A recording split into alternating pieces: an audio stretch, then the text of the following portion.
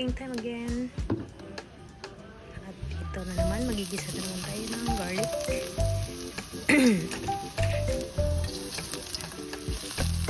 Garlic. As usual guys, kailangan natin ipabrown mo yung garlic. Tapos sibuyas. Ayan. At ginger. Yung ating lutuin yun guys is chicken. Ayan. So, lagyan natin ng kaunting asin ng ating mga aromatics. Ayan. Sobrang bango na. At yan, ilagay na natin yung ating chicken meat. So, pa-brownin muna natin ang ating chicken meat bago natin lagyan ng sabaw. Ayan. So, ang process na ito guys ay tinatawag daw na searing. Ayan. So, nilagyan ko lang siya ng patis at kaunting paminta. So, pa-brownin muna natin siya guys para daw ang purpose ko dito is to seal the juices ng meat. Ayan. So, mas masarap pag yung karne bago mo siya sabawan, ipa-brown muna. Yung parang igisa muna siya. Para intact pa din yung juices daw ng ating karne. So yan, binaligtad ko na siya at nilagyan ulit ng patis. So ito guys, nakikita nyo, niready ko yung dahon ng mustasa. So ayan, nilagyan ko na ng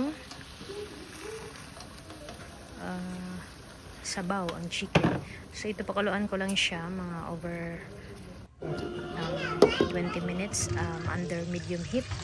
So ako guys, before ako maglalagay ng dahon sa niluluto, so ang dahon, binababad ko muna siya ng kaunting asin. Make sure na talagang malinis ang ating nilagay na dahon. So babad muna. So ito guys, mustasa na dahon guys, gira lang ito. Sa probinsya kasi parang wala masyadong mustasa na dahon. So ayan, nilagyan ko na siya ng sili. Isang piraso lang guys. Check ko siya kung luto na. So I think hindi pa masyadong, kaya takpan ko muna siya. Ayan, so nag-reduce na ang sabaw. Ayan, so luto na ang talagang malambot na. So kasi malambot talaga yung chicken, yung karne. Ayan. So yan, nilagay ko na ang dahon ng mustasa. Guys, ang mustasa, sobrang sarap ng dahon na to. Yung lasa niya medyo mapait-pait na, basta masarap siya. Mabango na mapait-pait.